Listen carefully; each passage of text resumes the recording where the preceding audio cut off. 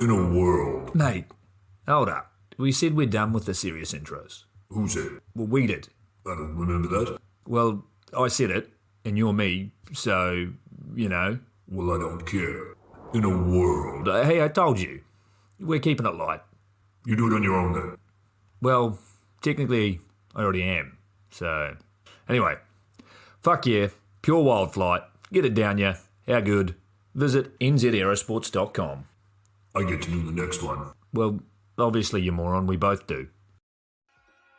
Of course, I absolutely love the NZ Aerosports business model. I mean, come on.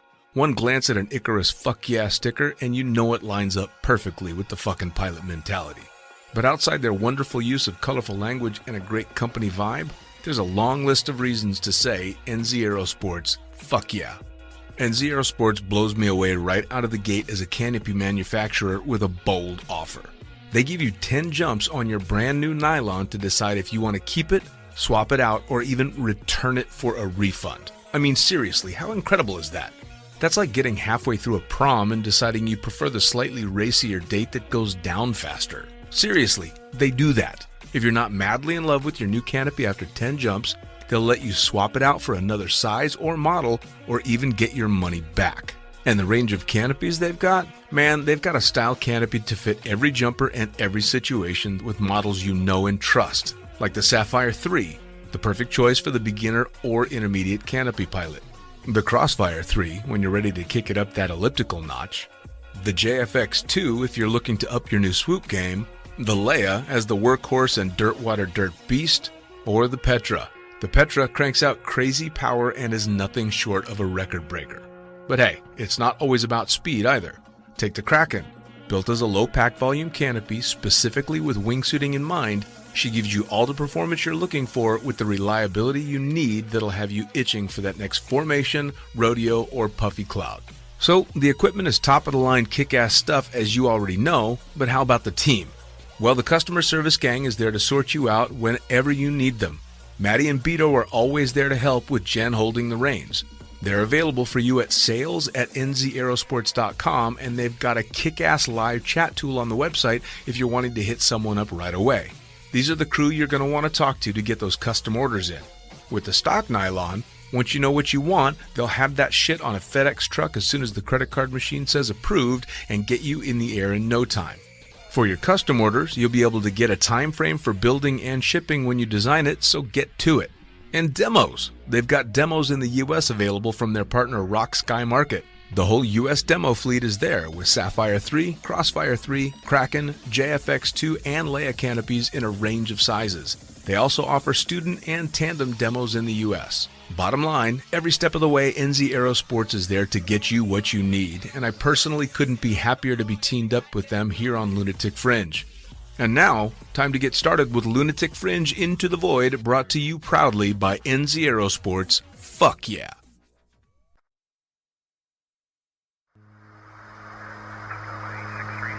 Coming straight from the cockpit, it's another episode of Lunatic Fringe with the fucking pilot.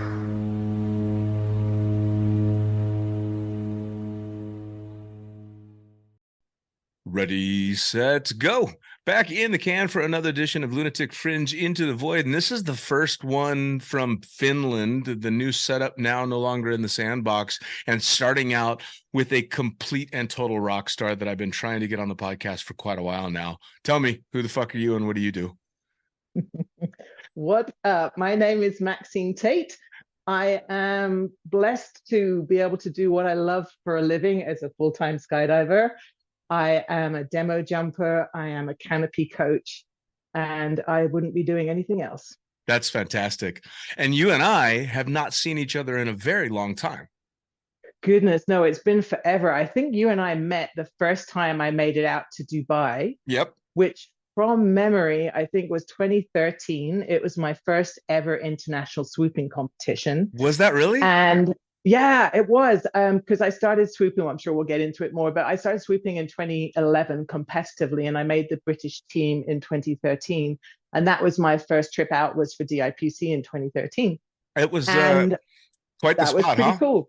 It was it was a pretty awesome place to start my international swooping career. Well, And I yeah. got out there, and it was my birthday. In fact, the first day we made it to the drop zone, and my teammate Martin Reynolds hooked me up with a trip up in a Huey for a cheeky little hop and pop to celebrate my birthday and go check out those skyscrapers. So that was an amazing way to start my trip to Dubai. Yeah, that's a hell of a way to get the initiation into the Dubai drop zone. In 2013, that would have been was it the DIPC or was that the Mondial? It wasn't Mondial. Mondial was 2012. No, Mondial. Yeah, exactly. No, the 2013 was the DIPC.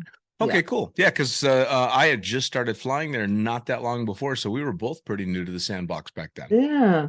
Nice. Yeah, I seem to remember you and we went to. I can't remember how we met, but we were off in your car, and we went to some concert gig or something. It might well have been the opening ceremony. I don't remember. Yeah, it was the opening ceremonies. That's right. Yeah. We did the opening ceremonies, and then I think we did a little bit of bar hopping on the way back. Yeah, fun times. So, yeah, it's good to see you again, friend. Good to see you again. And you as well. Now, so as per usual with the podcast, let's jump you all the way back. I want to know how you got started, not necessarily just in skydiving, but in anything extreme. Well, yeah, that's interesting, actually. It's so nice doing these things because I get a chance to reflect like I haven't done for a long time. So sure. If you want to go way, way back, I guess I've been doing sports at least on a competitive level since I was literally a kid. And it started at the age of 5 when I learned how to ride horses. So if you want to start there, that was not a lot of people know that. All right. For some reason, I guess I was really into the idea of riding horses. You know what it's like when you're a kid, Sure. shiny things. I want to do that. And my folks have always been amazing at being able to support anything that me and my sister wanted to do. And so I started riding horses and my sister too. And that became a really huge part of my life. And so I actually competed in horse riding as my very first sport. Wow. My family actually moved to Portugal when I was 8 years old. I've been riding for several years, and it was the new thing out there. So we got hooked up with a stable, and I was allowed to go and ride everybody's horses. There's a bunch of expats there. They all had horses. So I had like the run of the stable. And I competed at a very high level, in fact, up to national level when I was a kid. So that was the first thing I ever did. Yeah. Now, what kind of, I only know very, very little about horse riding, but was it dressage? Is that what they call it? I hated dressage. I like to go fast. You know how I roll. So the idea of doing something disciplined like that was so boring. But yeah, there was 2 things I guess I competed in. My favorite was show jumping, so going over the jumps. Okay, yeah. Against the clock. No surprise there. That was my favorite. And then we do things called the 3-day eventing, which is basically cross country, which is balls to the wall. Love that stuff too. And then the dressage, which I was kind of bad at, and then the show jumping. So yeah, it was one hell of a way to grow up. Actually, I mean, I literally lived on the stables for years of my life as a kid. Teaches you an awful lot, though, doesn't it? I mean, especially when you're working with big animals like that, you have to learn how to navigate safely, so to speak. Totally, it's like working in a team, and the team is you and the horse, right? And it's a relationship that's built on trust and generosity and patience, and yeah, I loved it. Do you think that? And it was beautiful out there in Portugal as well. Like we used to ride on the sand dunes in the forests and. God, what a way to grow up. It was such a gift. Sounds fucking horrible. Yeah. So that was my very, very first sport that I ever did. And my family was out in Portugal probably until I think it was till I was about 12 years old. And then we had to come back to the UK. And I continued to jump all the way up through university. And I competed for my university, which is the London School of Economics and University of London. And then I stopped riding really from about 21 because I went to work in the city and I was done with that. But from the age of like literally 5 to 21, I lived my life on horseback. Oh, nice. So now you just mentioned university. What were you going to be when you grew up?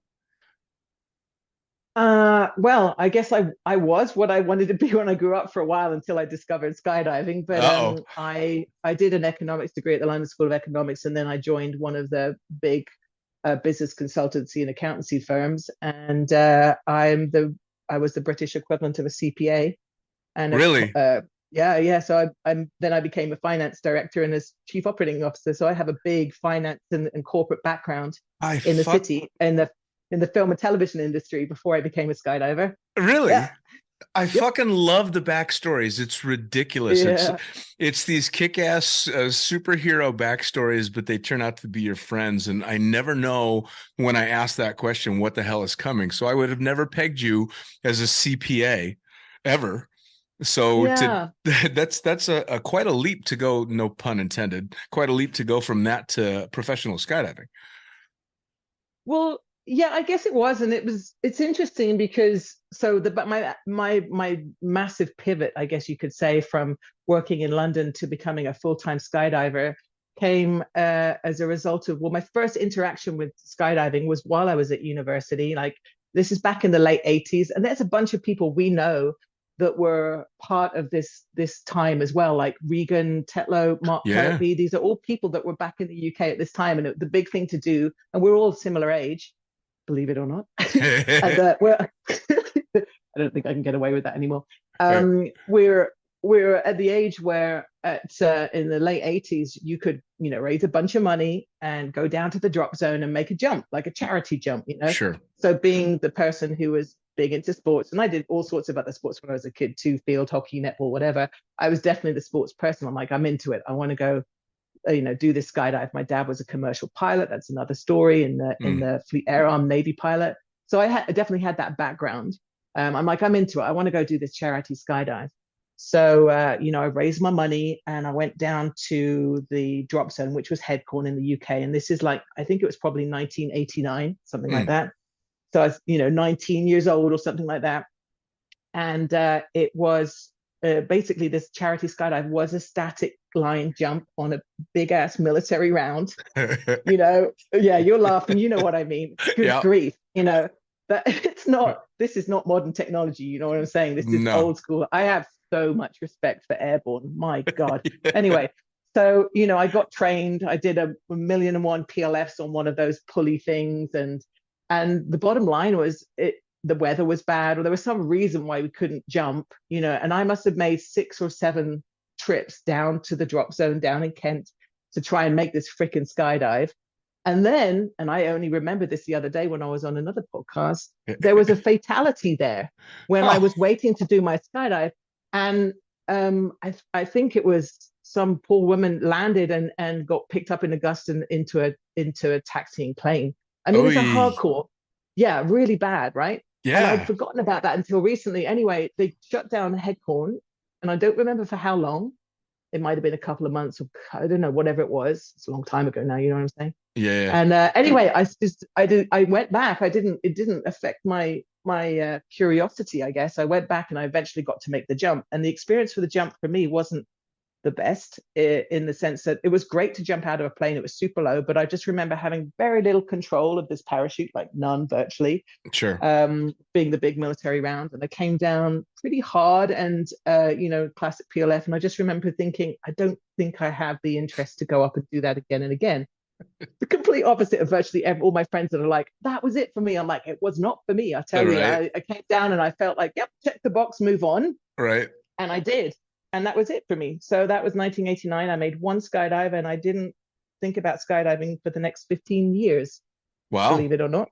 Yeah. Wow. So I'm off to the city. I'm making a living. I'm doing my thing, in London, in the media industry, blah, blah, blah. I take a career break, and I'm a big fan of the idea of taking a break once in a while, regularly during your working career to go off and explore.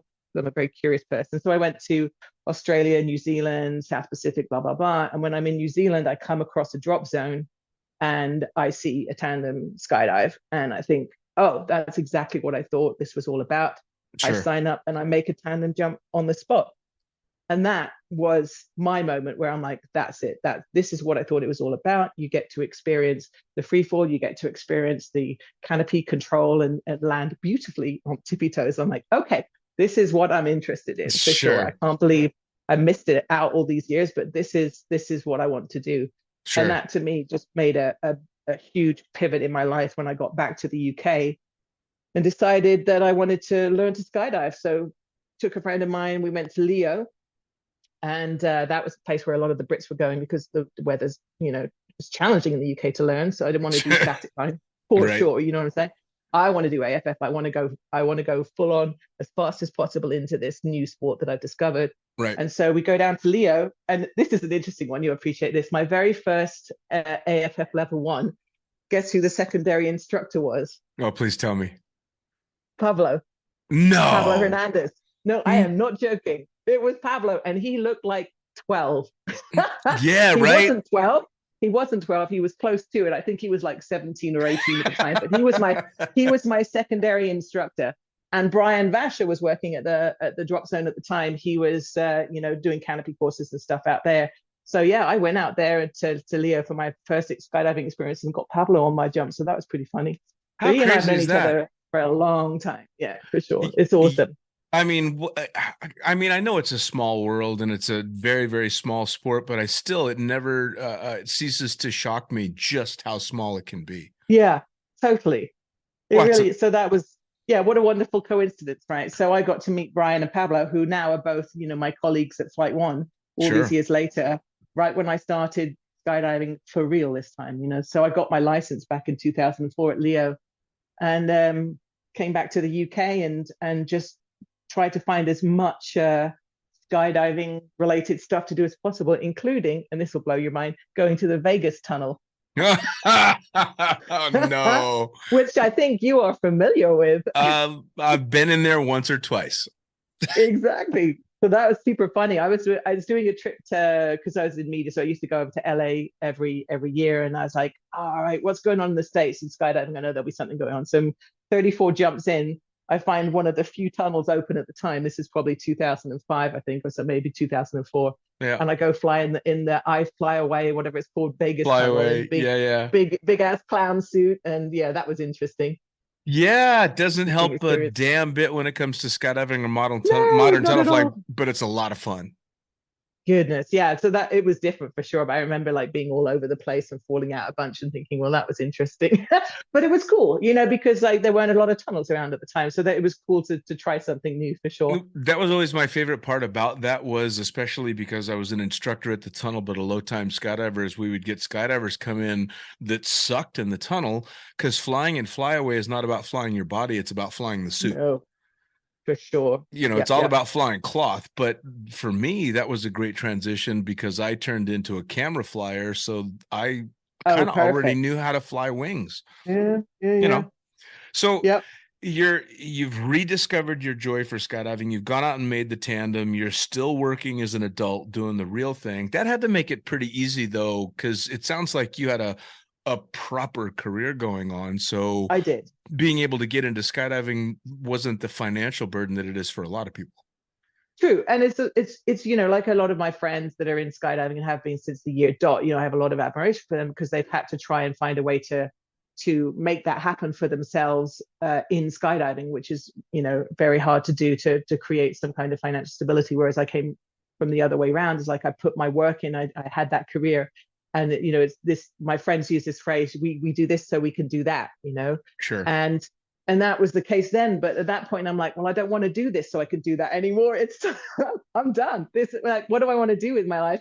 And at that point, I had to make a decision whether I was going to continue really pushing it in my career or whether I was just going to do a complete pivot. And it just comes to this idea of what makes you feel fulfilled in life. And I spoke about this the other day. Time makes me more fulfilled than money, frankly. Sure. I think I was beginning to realize that. And I decided it was time to change. And so I jacked in the job and moved to Eloy. You got to love that. I mean, the truth of the matter is, I suppose most, especially working skydivers, have decided that money is a necessary evil, but it's not the end game. Like, I don't know too many skydivers that are about the money. They're about the money that they need to get that next rig or canopy exactly. or jumps, but it's just a means to an end. Yeah, money is the tool to generate more time in your life to be more fulfilled. And that was definitely a clear point in my life where I made a commitment to that. And when one door closes, another opens. And I'm a firm believer in that. Like, I believe in my abilities. I can always go back and do what I did for a living. And in fact, I ended up doing that at Flight One, running the business. So, you can always fall back. You can always fall back on on your past experiences if you need to, Sure. but that, that gives me the ability to be able to feel really good about moving forward and exploring opportunities. Sure. Well, that's another thing that skydiving tends to do, though, right? Is you're in the community and you are a skydiver, but then they find out you have skills outside that, and somehow you always get wrapped into using those skills somewhere else. Well, but I was looking for that. So, I mean, but I moved to the States, or I didn't move to the States. I just came to Eloy at the time, and I was trying to find, at that point, I just wanted to be a full-time skydiver. So I basically became an instructor and a tandem videographer. And there was a trip to Australia at the time, but in there in between, but that's maybe not the most important part of my story. I ended up in Rayford, and I was working there as an instructor and a videographer. And I think I realized at that point that being a full-time skydiver only is really hard. You've got to have your finger in an awful lot of pies in this industry if you're going to keep your head above water. Yep. And it's, of course, very, very weather dependent, even with working and coaching in the tunnel as well. So Sure. at that point, I'm like, okay, I've tried the full-on career in the city. I've tried the full-on skydiver. Maybe I need to find something that's a happy medium. And that's where working at Flight One came in. And it just so happened that I was lucky enough to meet a good friend of mine, Annie Peterson, was dating this dude called Shannon Pilcher. And Shannon was at that point was like, they were looking to their company had been going, Flight One had been going for 4 years, and it was really growing, but they didn't have the business experience that they were looking for to help organically grow the company in a controlled manner. Sure. with good oversight and financial analysis and all the rest of it. And so Annie introduced me to Shannon, and that's how it all started. Which was, again, a perfect timing, as I was looking to move from Rayford and do something else. And Sure. Shannon was looking for someone with exactly my skill set. Which, and there you go. It does seem to kind of happen that way. I suppose it happens in every walk of life, but it seems to happen so often in skydiving that shit just kind of works out. Yeah, and so here's the thing. I'm going to put a little bit more to that, because I think it's not Please. just coincidence. And I had this kind of clarity when I was chatting with Eliana the other day, and on our Highlight Conversations version of it. If you are there and you are visible, and you show up regularly, people start to see you and see what you can do. And then when the opportunities arise, you're there for them. You see what I mean? Oh yeah. It's not all just coincidence. There's a lot to be said for just showing up and being visible. And so I think we have some impact in those moments of great karma as well. Oh, for sure. I mean, I'd like to say that I've been lucky over the years, but the fact is I was also there. I was making my presence known for good or bad, one way or another. You get some opportunities, again, positive or negative, but definitely. Now, I wanted to actually go back to when you pulled the trigger on walking away from what the real world considers the proper career and the proper trajectory for one's life. Do you think that growing up doing stuff like the horseback riding and then becoming a skydiver, do you think it makes it easier to make such a scary decision? Oh, sure. And I don't know if it's necessarily the sports side of it, but I don't really have any fear of the classic idea of failure. That doesn't really bother me. I'm just curious and I want to try something. And I have complete and utter belief in my ability to be able to keep my head above water. I think it's worth trying things you've never done before just to see what you can do. Sure. You know what I mean? And I think that's got a lot to do with the fact that I've got that classic word pivot that we've all learned to appreciate in the pandemic. It's been a factor of my life forever. And I find there's far more fulfillment in trying new things and seeing, try it on, see if it fits. And if it doesn't, then go find another door to walk through, Sure. Absolutely. It's to me, it's a freedom of a certain mindset, I completely agree. I mean, I know that for myself personally, I can make decisions that for some of my friends are absolutely terrifying, nail biting, weeks and months long processes that I just go, fuck yeah, sure, let's do it. Yeah. And I mean, part of that I think is just how we're wired. And then I think part of it is maybe not so much the sport, but the mindset that you have to get into to accept being a full-time skydiver. I mean, we have to make snap decisions and live with the consequences of those decisions every jump. Yeah, for sure. And I think you just like not everything works out, but it's not the end of the world, right? I think a certain degree of perspective on life is important. You know, like I've certainly made some decisions and done some stuff that wasn't for me, and I've moved on, and that's Sure. okay. You know, Sure. and I've created a life for myself where I don't have dependence or what have you, so I can make. I don't have to compromise what I want to do, and that's just the way I've chosen to live my life. You know. Which is so, I mean, I got to respect that. Now, I want to talk about swooping, because when you and I met, Yeah. this was 2013, and you were Yeah. basically kicking it all off. So where did you just go, all right, this is my discipline. This is my next step? Yeah, that's a really interesting point in my life for sure, because I just moved to the States. I'd been competing actually in 8-way FS at the time, believe it or not. That was another life. And a team of 9, holy crap. Mind you, I loved my time as an 8-way jumper for sure. I loved it, but it was a lot, you know. Sure. And I came to the US. I was working as a videographer and instructor.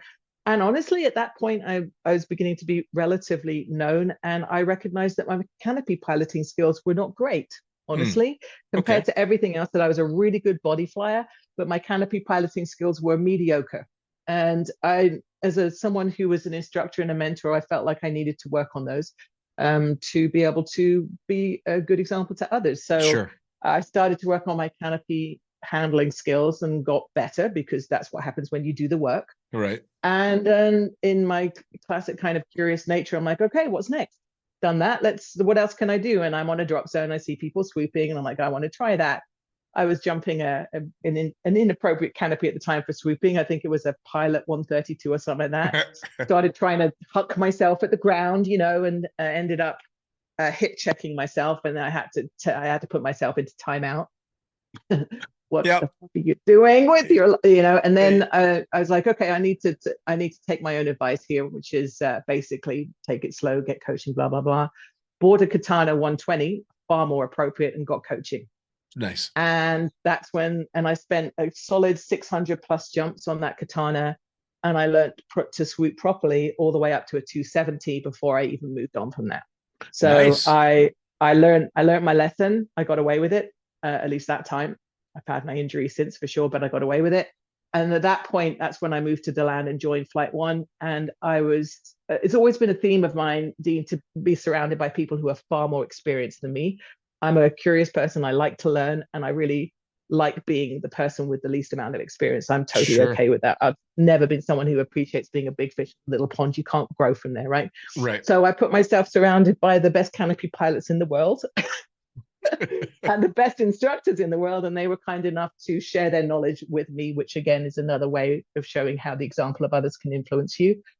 And I arrived in DeLand, and Rusty Vest at PD invited me over to PD, because obviously Flight One, PD factory team is all very close, and said, welcome to DeLand, what can we do for you? And I said, thank you, I'll take a velo. And that's when I moved on to a cross race, started getting help from all of my friends and colleagues at Flight One, and that's where my swooping career started. That's fantastic. I love that your swooping career started by scaring yourself and putting yourself in a timeout. Yeah, I like that. It's a great mentality to put yourself in a situation where that could have been dramatically worse. I need to take a step back, think about it, and figure out how to get better, instead of going, fuck that, I need a bigger parachute, that scared me. I mean, you know, you learn by your own mistakes, and then you hope that others can learn by your mistakes as well. So I'm glad I get a chance to share that kind of stuff. You know, I'll share another one just so other people, because I'm, you know, that people only ever see the glory stuff. But boy, I've certainly had my share of crappy experiences as swooping too. The probably the biggest accident, not the biggest, but the most obvious accident I had was just after I downsized. So I'm in DeLand, and I'm flying. I just went from a comp velo 90 to a comp velo 84. I'm out doing my 270s or whatever, and it was a new parachute. I hadn't done the exercises to controlled exercises. How do you flare out of a turn? Understanding the toggle pressure you need to get out of a turn. I turned too low. I went to my rears. I realized I was still low. I went to my toggles, and I didn't flare hard enough, and I clipped my knees on the way through. And that was the first kind of like big accident I had, I guess, as a swooper. Why? Because I downsized and I didn't go up and do the exercises to recognize the additional speed and the additional toggle pressure you need to get out of a dive. My mistake. So, Sure. like all the stuff we preach, I've been there, I've made the mistakes, and I've learned from them. So I, again, let other people learn from my mistakes. Well, it's kind of funny, though. A lot of the swoopers that I've talked to, the common theme is they went big and hard and downsized crazy fast and did all the classic mistakes, but got away with it. And you hip checked yourself once and spent 600 jumps on a katana, making sure you had that shit dialed, which is a different mentality. Well, it's interesting you say that, because I'm gonna point out how my world, my framework is different, but had the same result. I still had the injuries, but I was a very conservative pilot. And that to me is actually an incredibly important point, because I've had this with many people before. It doesn't matter if you consider yourself conservative or not in your progression, you're still at risk. Sure. And so I've had that too many times where people are like, especially full-time skydivers that come to me and say, can you teach me to swoop? Classic. Well, I guess, of course I can. Are you ready to accept the risk that you're going to put yourself in? Because, you may well end up with an injury and you make money jumping out of planes or whatever. Are you ready for it? And for the person, I've had too many folks say to me, but I'm really conservative under canopy. And you know what? It doesn't make a difference. We are all at risk. Sure. And you've got to be able to accept that, do the work, and then recognize that it also could be you. So that's the big thing, right? It's acknowledging it to yourself, not to anybody else. That's the hard part. You can't imagine being in the corner yourself until you've actually done it. Been because there. Like, how could I screw up so badly or whatever? And it's like, you can, because Yep. we're all human and we all make mistakes all the time. Yep. I remember one jump in particular that I've talked about on the podcast before. A mutual friend, you would know Cornelia quite well, was watching me do my little 270s that I've done forever and having fun with it. And she decides that she's going to give me tips on how to do a 450. And I go up and I make it about 270 degrees through the 450. And I was like, no, there is not a chance. I bailed out on it, landed, and she's like, what the fuck, dude? And I'm like, no, you have got much bigger balls than me. That shit's not for me. And so, I don't want to be like super, I'm not trying to be negative about swooping. I'm just being realistic. And like at the end of the day, I think the first kind of couple of years that you get into swooping are the time when you're most at risk, because you haven't seen the sight picture of what it's like to be low and to be in trouble. And certainly, the dings that I've had from swooping have all been pretty much in the first 2 or 3 years, and then Sure. not so much after that. When you learn more and you're a bit more experienced, then the risk is always going to be there, but it's a little bit more mitigated through your own experience. Well, it's kind of that 100 jump wonder syndrome, right? You hit that sweet spot at the beginning where you think you've got stuff dialed, and then you learn how little you really know. Oh, for sure. It's the power of knowing what you don't know, as they say. Oh, yeah. Well, I've had Nick on a couple of times, and to hear him talk about some of the horrendous accidents, and the healing that's gone on. And this is a guy that's been at the top of his game for quite some time. Oh, sure. So you have to, anybody that thinks it's not going to be them is just kidding themselves. Yeah. And especially now in swooping, with the kind of speeds that they're getting on the mutant. And the recovery arc of that mutant, what that looks like, it's a whole different ball game. And that's the respect. What are the speeds that are being hit now? They're actually close to 100 miles an hour across the ground now. Like they were definitely getting over 100, I think, in the vertical speed in a normal harness. But as soon as you put the mutant on and you reduce the drag in the body profile, it's a whole different ball game. So it's funny. Our equipment in swooping has progressed so much now. I wonder what they're going to do with the courses. I feel like the courses they're having to mitigate the courses to deal with the higher performance of the pilots and the equipment. So I don't know. I think it's time for a redo. Frankly. I was going to ask, in the amount of time that you've been in the sport, and you and I have got a similar amount of time in the sport, it seems like the progression with canopies is just been exponential over the last 10 years or so. It went, for the longest time, the stiletto was the baddest fucking canopy on planet Earth, and everybody was flying a stiletto, and then it just took off like a rocket. And then, PD and NZ Aerosports have been fighting it out for the last 15 years. Yeah, which is great. I mean, competition is the best thing for the pilots because it provides innovation. But in the time I was in swooping, I think I did my first competition in 2011 on a Comp Velo 90, and I was jumping a Peregrine 71 when I retired. And so that everything in between there is like, that's one hell of a change. You know what I mean? Like, Peregrine's freaking badass canopies. Oh my God, they're so much fun. But yeah, they're a handful for sure. But I don't fly a Mutant. It's interesting. Like, the idea of being in a turn and literally being perpendicular to the ground, like you're standing, coming down in those turns. That's a whole other ball game, man. I'll stick with my speed wings. I'm quite happy to fly a supine harness here in the mountains in Utah, and I love doing that. But there you go. Respect, I said, respect. It blows me away watching the canopies that are being flown nowadays, and I'm almost nervous to watch modern canopies because they fly in a way that I, as a skydiver, have never experienced. I've never flown those canopies. I was never current enough to be flying that stuff. So to watch it from the ground, it blows me away. Currency is a huge thing. I like it especially with the Peregrines, Petras, whatever it is you're flying, HK2. I remember thinking, if I went a month, like 4 weeks maybe, without flying my PI, I felt uncurrent on it. Yeah. Like literally a matter of weeks, because it's such a high performance wing. Well, I mean, it's fun. It's got to be. It's got to be. And yes, I completely agree. Good. Currency has got to be. It's tops on my list of important, especially when it comes to canopy stuff. Short story. It broke my heart, and maybe a month ago now, I was in Nepal when they had Everest Skydive going on, and PH, who runs the show out there, I was helping out as my timing with my trek happened to work out real well, so I could be there, and I was trying to help out where I could. And PH turns to me as they're 30 minutes from sending a load and asks me, are you current? And I have had 2 neck surgeries and haven't jumped in a year and a half. And I went, please tell me you're not asking me what I think you're asking me.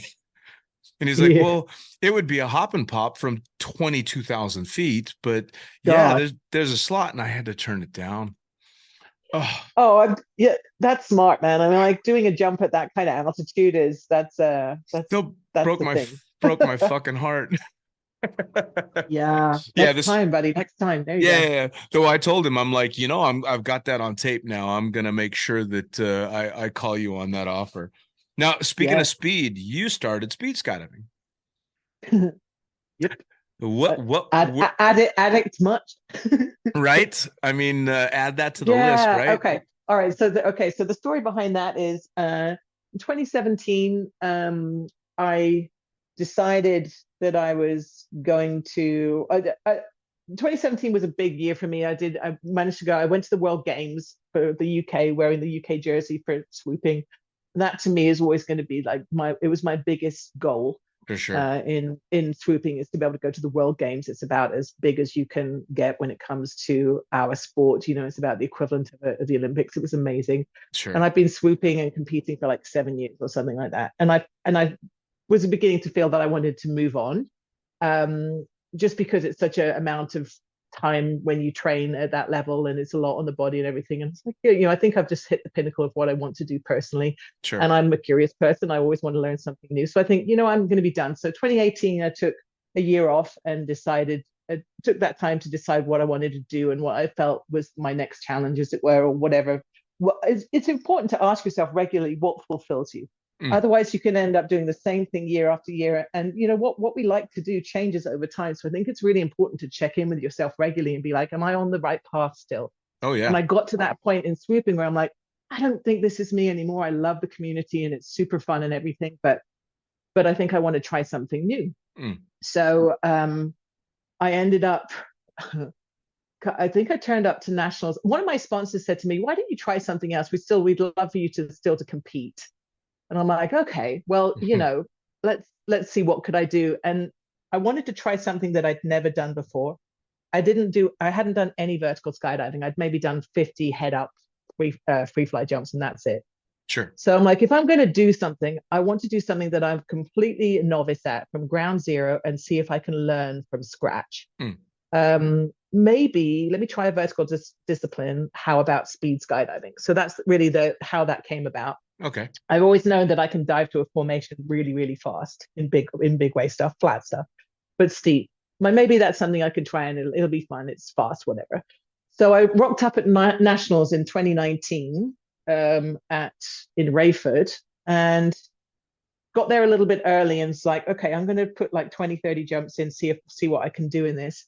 Tried a bunch of different clothes. Like I did it in my swoop pants. I did it in a free fly suit, and I was all over the place. Oh my God, I was corking out left, right, and center. I didn't know what I was doing on head. I had no idea, and that was hilarious. And I'm like, well, screw it. The only way I really know how to do this is in a booty suit. So I literally went up and I tried to go like not on my head, but steep in a booty suit, and I was really smooth because I've got thousands of jumps at this point in a booty suit. So I competed in speed skydiving nationals in a booty suit.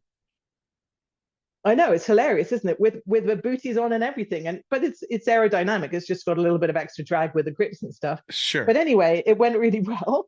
I ended up getting a place on the US team. That's funny. And I'm like, okay, what do I do with this? And so I asked myself the question, do I want to continue with it? If I do, what's the value? Like, these are the questions I ask myself. Is there value to me? Is there value to anybody else if I take this journey? Is it going to make me feel fulfilled? And I'm like, you know what? I think what I'd like to do is a journey which involves me trying to learn this new discipline. I've got a chance to go to the World Championships. Let me take that journey, throw the learning process at it, and share the journey to show people what it's like to learn. Sure. And not to care about the failures along the way, but how can we embrace a process where we've got no idea of what the outcome is? The outcome's actually not even that important. It's like, I just want the journey. I want to see if I can learn something new. Sure. And how far can I get in a year? I went and knocked on one of my favorite drop zone owners' doors, Doug Smith up at Chicagoland Skydiving Center. I'm like, hey, Doug, I've got this crazy idea. What do you think? And he's like, I love it. Do it. Come and train with the drop zone. We'll support you. And I moved to CSC up in Chicago and I trained my ass off for a year. And then COVID happened. It's like, so suddenly this 1 year project became a 2 year project. Sure. Damn it. Talk about hurry up and wait. Oh my goodness. And so then I went and knocked on another DZO friend's door, Jorge Alonso down at Skydive Carolina. I'm like, can I come down in spring and come to your drop zone? He's like, yeah, come on down. We'll do it. So between the two of them, love the fact that they supported it. I spent 2 years hucking myself out of a plane, trying to go head down, trying to learn how to go fast. And by the time I got around to going to Russia, I probably had clocked up about 450 training jumps. Wow. Which is a lot. My body hurt, I can tell you. Okay. And it wasn't all good. Like in the time I'd cork out, I put myself in a flat spin once. I gave myself whiplash. This is all part of the journey. And this is why I want to share it. It's like, it's not all good stuff. Right. But persistence is what counts, because ultimately it's a numbers game. So speed skydiving, the jump itself, like the scoring window is 7,400 feet's worth. It's over in like 28 to 30 seconds. Yep. So every time you go make a jump and you're only going really fast down at the bottom, maybe the last 4 or 5 seconds, that working time is nothing, right? So the only way you get better is by doing it again and again and again. And with the support of my sponsors and the DZs, I was able to do that and able to get to a point where I was doing pretty decently and went to Russia and performed pretty well. And I say performed pretty well. I got the gold medal and got the world record. But the only reason I kind of play that down a little bit is because ultimately the results, the only thing that's important to me is competing against myself, because you never know who's going to turn up at the meet, whether you're going to win or not. So to me, actually, the medals per se isn't about it. To me, the competition is, can I go to a world championship and do as well as I've done in training? Can I get better? Can I go faster compared to my own results? So we went all the way to Siberia in the middle of a pandemic. Wow.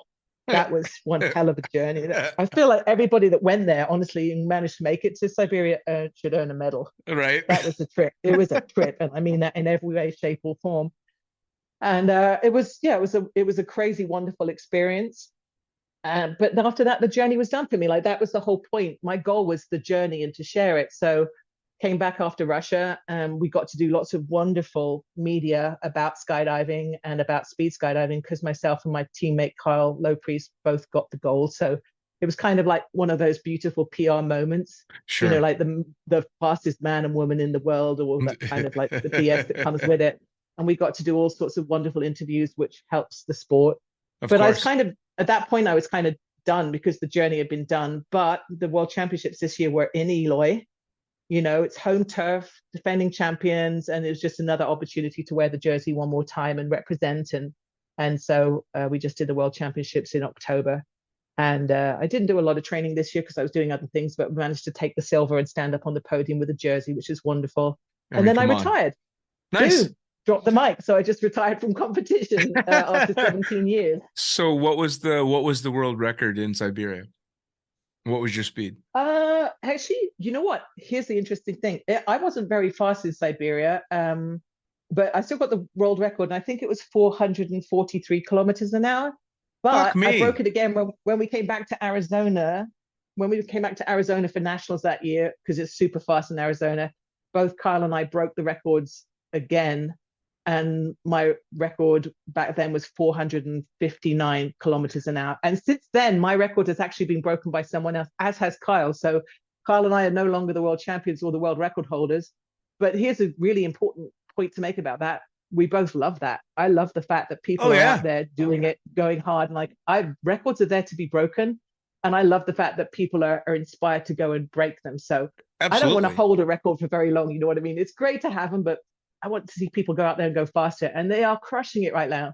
Like the world champion, the new world champion, Marco Het, went 528 kilometers an hour. All right. It just blows my mind. First off, that's insanely fast. I can't wrap my head around that really, so I'm not even going to try, but I will ask because I know very little about it. When are you starting to come out of that speed, and how? Because I mean, you're wearing slippery stuff for these kind of jumps. How the fuck are you slowing down and not rip your head off when it comes time to deploy? Well, so we're definitely slowing down to normal deployment speeds. Otherwise, you end up with whiplashes. In training. But it's like any head down jump, I guess. You know how people flare out of the dive, at the bottom. And so you've got so much vertical speed that if you still stay long but put some curvature in your body, a lot of that vertical gets translated into a lot of horizontal, right? Sure. But it's amazing how quickly you can decrease your speed. So, for example, we get out at about 13,000 feet. The scoring window finishes at about 5,600 feet. I've got both my audible set at 5.5. That's the bottom of the dive, effectively, or just below the bottom of the dive. As soon as I hear those go, I tighten my core, put my butt up in the air, and start to generate a de-arched position. And that brings me out of the vertical dive and puts me into a massive horizontal space, Wow. And then you have to keep putting the brakes on and keep making sure you translate that vertical to horizontal. And then it honestly doesn't take that long. By sort of 4,000, 3.5, I've slowed down and I can deploy. Well, I mean, that's it took a while to get used to that. I'm not going to lie, especially as someone who's not a head down flyer. Like I remember when I started, I was really struggling with that for sure. And I remember asking my good friend Mel Firth, I'm like, dude, you've got to teach me how to flare out of a head down dive because I don't know what I'm doing. Right. That was one of those areas as a belly flyer I didn't know how to do. I had to seek out help. Sure. But yeah, it's just with everything. The more you do it, the better you get at it. I mean, that's still got to be so physically demanding. I mean, just coming out of a normal head down can be a bit demanding, but when you're talking about 400-500 kilometers an hour, holy shit. Yeah. That's something else. Yeah, definitely. My shoulders were hurting quite a bit because like when you de-arch, you can just bring your shoulders in. So that was part of it. And then the other thing that actually I'd say was more challenging than anything is my neck. Because ultimately, and that's not so much about the flare out, it's in the dive. It's a matter of what you do with your head when you're going at those kind of speeds. I take a reference to the ground, so my neck is slightly tilted up, so it's not, my head isn't directly in line with my body. Right. Folks that have a lot more of a free fly experience can look out at the horizon and get a really good sense of whether they're vertical or not. But for me, I always took a reference. So I'd say probably 50-50 with the competitors. So yeah, my neck, you can imagine being in a dive at those kind of speeds when your neck is slightly out of alignment per se. Yeah, it hurts. Right. It You know, hurts a lot. it's funny, we've beat the shit out of ourselves, and I'm sure you're a lot like me in that to another skydiver, all the aches and pains make sense. But to non-jumpers, it's an evening's conversation to explain exactly how we've fucked ourselves up over all these years doing something so often. And Yeah. it's really difficult to, oh, well, how come you've had surgeries and this and that? And oh, throwing a drug. What's a drug? Oh shit, here we Oh go. God, yeah. And it becomes that Fandoms never for ending sure. Yeah. conversation. So it's wild to try and put that into perspective, talking to a normal, I hate to say normal,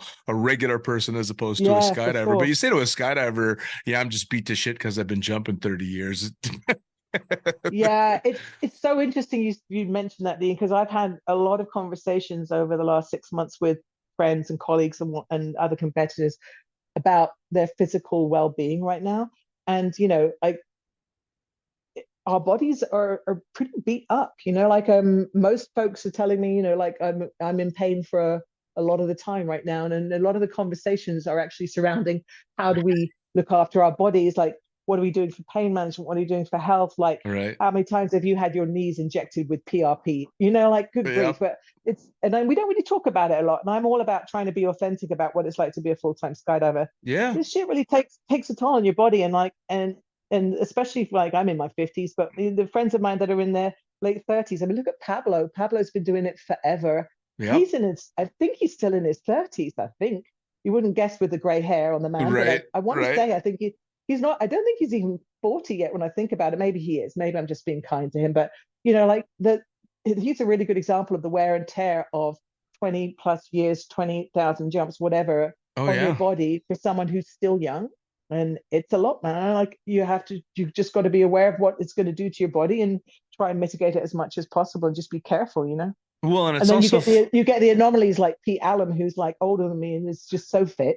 yeah, and nothing phases him. 35,000 jumps in or whatever he is. God, I know when I had him on the podcast, it was just like this. It was just conversation, not video. And I'm just sitting there the entire time shaking my head going, this fucking guy. Yeah. He's a good example of what physically, mentally, and everybody wants to be Pete. Oh yeah, absolutely. He's a wonderful human being, but he's a good example, Well, and it's funny though, physically what you get used to, right? I mean, I don't know any longtime skydivers that aren't dealing with some level of pain to some degree every day. Yeah. But that's just how it is. I don't even think twice about it. Yeah. I wouldn't do anything different. I'll just keep trying to mitigate it and have fun, otherwise what's the point? Oh, I wouldn't trade it in for anything. Although it would be nice to know there was an old folks skydiver home in our future, but that ain't going to happen either. Yeah, but at least, and then that's one of the reasons why I sort of retired from competition as well. It's like there's other things that I would like to do with my time. Sure. And I also want to give my body a bit of a break from doing the extreme side of skydiving. So, sure. Right now I get the joy of like I'm on my demo team, Highlight. We get to go to these places and we do one jump. And we get all the glory and all of the amazing feels, and that to me is the best way to be. Well, and bang for your buck. I wanted to segue into that because I mean, especially lately, Highlight has been getting a lot of amazing press and doing some incredible stuff. But how did you get started with Highlight?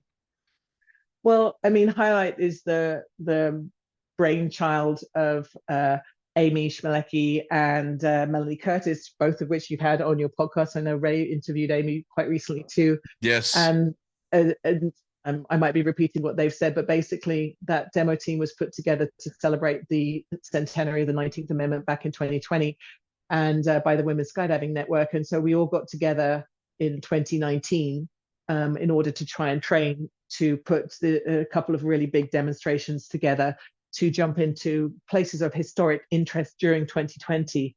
And yeah, they put the call out and a bunch of people answered the call. We got interviewed and they put together probably the most extraordinary team in skydiving as far as I'm concerned. Of absolute rock stars. Oh my goodness. Just, honestly, I shared this the other day with Mel. I remember when we walked into Arizona, the first training the first training camp we ever did. We walked into the room and I look around and I'm just like, how what did I do to get a seat at this table? Holy Right. crap, this is The who's amazing. who. You know? The absolute who's who. And I mean, I've been lucky enough to have a few of the members on, but I mean, the concept is absolutely fantastic, and it seems to have Yeah. grown much larger than, I mean, maybe it was always planned to go as big as it is, but especially including now Project 19 that just happened. You said you were there cheering them on. I mean, holy shit. It's just incredible. Here's the thing. This is what we get. I get asked a lot. Wow, you guys are crushing it. Did you ever expect that you'd be doing what you're doing? The answer is yes, we did. It's intentional. This is exactly what can happen when you get that group of people together who can work together, become more than the sum of their parts in a humble fashion. Nobody's ego is bigger than the mission. Yes, it's exactly what we intended. Which is awesome. It is just the start. Oh, of that I have absolutely no doubt. Believe me, I have a list of all the members that I'm trying to slowly tick off, everybody that I get on the podcast, because it's all such incredible stories. I mean, Eliana, having her on she's obviously, you know, it's fantastic to hear the origin stories and how people go about pushing their limits and going on to the next thing, and then taking those individuals that have succeeded, going to something so much bigger and pushing it. I mean, holy shit. What can't you guys do? Well, nothing. And I mean, here's the thing, like when I look at the group of people we have in that team, everybody brings a very specific skill set to the table. And so we're very complementary, you know, and that's what's so good about it. Everybody has their own wheelhouse, their speciality. And when you have that in an environment where people are happy to share and willing to share and ask for help, that's when you start to do incredible things, you know. Sure. There is no qualm about me turning around to, you know, let's think, Allison. Allison's done a lot of jumps into stadiums. I was about to go and do a stadium jump into Dallas. I hit her up for help, you know, and Eliana was going to have to do some really advanced accuracy into stadium. She came and asked me to help her with some advanced accuracy, trying to land in a target in a tight area. Like, we ask each other for help, and we therefore we're sharing our knowledge with each other. And that's why it's such an incredibly powerful opportunity for us, you know, to see what we can do. And I have to say, we just did a demo just to share a little bit about what the kind of things that we do and how amazing they are. Please. But firstly, we're so lucky to have a platform where we can use skydiving as an outreach mechanism outside of skydiving. You know what I mean? Like, skydiving is effectively our metaphor for living these bold, brave lives of our own design, which is our mission. And it's a great way to touch people outside of skydiving. So we just did, our last demo of the year was into an event in Jacksonville, Florida, and it's called Supergirl Surf Pro, and it's a whole weekend that's focused on young kids doing sports. It has a professional surfing competition, which is one of the very few for women actually, going on, which was super cool to watch. And then it's got, you know, soccer, it's got volleyball, it's got a music festival, it's got a DJ lineup, like it's the whole thing, like a massive weekend event. We got to land on the beach after the soccer tournament, bringing in big flags, streamers, smoke, you know, and then we got to hang out with all the kids. We got to put flags around and take pictures with them, and the kids are just, that's it, man. That's why we do it. Like, interacting with those kids and the parents and what have you is everything. And it is the most rewarding thing. They must just lose it. They absolutely must just freak out when you guys are coming in. Everybody does, not just the kids, everyone. They're like, oh my God, look at that. And then when they realize that we're all women, it blows their mind. You know? Which is, it's an amazing and an incredible thing, but it's a bummer that it's taken this long and that people are still surprised that a bunch of women are doing something so amazing. Because I'm all about it, though. I don't care that they're surprised. I'm glad that they are. It's all about representation. We're making up for lost time, Dean. We're into it. Fair enough. You know, I've been getting my ass handed to me in the sport of skydiving by women for so damn long that it's never been a question in my mind that the women compete just as hard, if not dramatically better, than some of the men. So I guess I take it for granted, because I mean, I've started out getting my ass kicked by Craig and Tanya O'Brien way back in my skysurf days, years and years and years ago, when Tanya was just head and shoulders above anybody else with a board on their feet. And it never, she was just a badass skydiver. Yeah, for sure. Which is amazing. Well, so please go ahead. Yeah, I mean it's interesting. This, I mean, we're still pretty underrepresented in skydiving, Mm, and I'm sure that will change, but it'll take time. And when I think back to even over competitions, there were multiple competitions when it was just Cornelia and I were the only women in world championships and World sure. Cups. I think the most I've ever seen women wise in swooping was maybe 4 or 5 one year, but mostly it was 2 or 3. Mm. And but that's okay because it takes time, and we'll keep representing, and hopefully folks see that women are doing it and they think that they can do it too. And I mean that's on the skydiving side. Outside of skydiving, seeing women do demos jumps is just a metaphor for the idea that women can do whatever is out there too. So, change doesn't happen overnight. It doesn't even happen in decades or sometimes in a lifetime. Sure. It took 72 years from the beginning of the suffrage movement to when the 19th Amendment was ratified. You just got to keep going out there and doing it and representing. Boy, for a Brit, you know a lot more about the women's right to vote in the United States than a lot of women do, I bet, in the Well, U.S. you have to take a test when you become a citizen. Yes, yes. And I can almost guarantee you most, if not all of my American friends and myself included, probably wouldn't pass that test. You're given 100 questions that you have to learn because they're going to ask you 10. I had so much fun asking all my American friends the questions. It's pretty funny. Yeah, I'm all good guessing it though. was pretty sad. Well, some of them were complex. Some of them were things like, name 2 states that border Canada. So it wasn't. All right, It's fair not. enough. They're not all complicated. So there's a few gimmies in there. Yeah, All well, you right, hope fair so. enough. Fair enough. So, moving forward, you're still Yes. obviously you're coaching and doing all this stuff. You've hung up the spurs as far as competition goes. So, what's next for Maxine Tate? Well, I'm definitely about trying to continue to collaborate with others to try and utilize what I consider my greatest gifts to try and move forward this idea of representation. Like a lot of what I do for Highlight is a great metaphor for what I want to continue to do. And I'm super driven to use that platform with my teammates to continue to see what's possible, and that to me is not outreach within the sport and outreach outside of the sport as well. Sure. So that's really where my focus lies. And right now I'd say I'm probably leading more of a values-based life than a task-orientated life, which Fair enough. like someone who I really admire. God, I wish he was my friend. He's a great author called Adam Grant, and he's an organizational psychologist. And he says, in this never-ending world where it's very unpredictable, you can't really make a master plan. All you can do is gauge whether you are leading a meaningful life. And that's pretty much where I'm at right now. So no big master plans to dominate, but everything I do, I ask myself the question of whether I feel it's meaningful and whether it fulfills me and adds value. And I'm okay with that.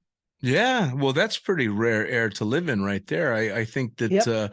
most people don't get to a point in their lives where they're able to ask themselves those questions because they're too busy just grinding it out. So, I mean, that's a pretty special place to be.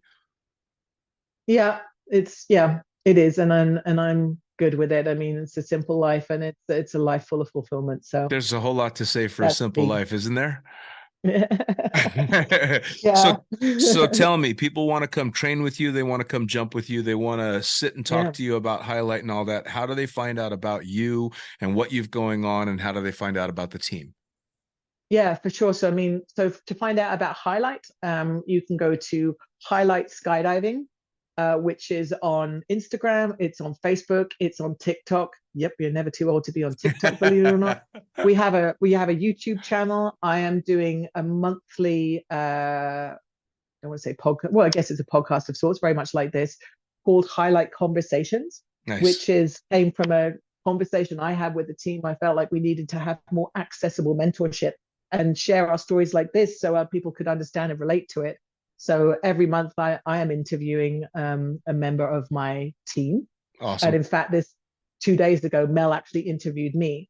And Highlight Conversations is not just going to be about me interviewing my teammates. That's a wider umbrella term. And I'm looking forward to interviewing people who are outside of skydiving as well to dive into these ideas. Awesome. So if you want to, for anyone that wants to see that, is you can go to our YouTube channel, Highlight Skydiving, and you'll find it there in our playlist. If anybody is interested in getting in touch with me, whether I am still a Flight One instructor and a business partner, so that's still a huge part of my life. I feel very, very grateful to have the gift of knowledge that I've been given to pass on to people to help them with their canopy piloting skills. And I still do that. And I am still loving going to drop zones and helping people with that. It's hugely rewarding. And every now and then I'm going to be running a speed skydiving skills camp. I'm actually doing one down in Skydive City in Z Hills over the Christmas period. And I load organize still. So I'm going to be load organizing in Z Hills. I'm load organizing in Costa Rica at the Tsunami Exotic Boogie in Costa Rica. That's the best deal in town, just saying. So I'm out and about at the drop zones enjoying, and you can get in touch with me either through Facebook, Instagram, TikTok, and I'm either under Maxine Tate or Maxine Fly Girl, and or hit me up on socials. I'm always here to help people, and I get hit up. People are always in my DMs asking questions, and I'm here for it. Sure. Well, I'll tell you what, for a semi-retired person, you're pretty damn busy. I say yes to the things I love doing, and I'm blessed to have a lot of things that I love doing now. So. Oh, that's fantastic. Well, I'm glad that we were finally able to get this done. We've been talking about it for quite some time. You were going to talk to our good mutual friend, Zedge, but it's always hit and miss trying to get people nailed down, especially with as busy as we can be. So I thank you so much for taking the time. Yeah, dude, it's great to see your face. It's been a hot minute, and I hope we get to meet in person again sometime real soon. Oh, we will. It's too small a world. Yeah, for sure. You enjoy that winter in Finland, and I'll enjoy this beautiful snow up in Utah. That's a deal. Take care. All right, buddy. Have a good one. And there you have it. Another episode of Lunatic Fringe Into the Void, brought to you as always by, and say it with me, fuck yeah, NZ Aerosports. Head to nzaerosports.com. By Pussfoot. That's right, head to pussfoot.com, the extreme sports collective, and check out everything they've got to offer. By summitparachutesystems.com. Jarrett Martin and the family cranking out amazing pilot rigs, as well as incredible rigging courses. And now joining the Lunatic team, it's the one and only Tony Suits. You know him, you love him. Head to tonysuit.com. Check out all the amazing standards, as well as the new incredible signature line they've got going on. And as for us, the Lunatic Fringe is now on YouTube. That's right, you're going to have the chance to put faces to the audio by heading to youtube.com and looking up the Lunatic Fringe podcast. It's easy. Hit the like button, hit the subscribe button, check out all the amazing videos from the previous guests that we've had, as well as new and upcoming interviews on video. As always, I am the fucking pilot. Head to thefuckingpilot.net or theprincesspilot.com. Thanks for joining. We'll see you next time around.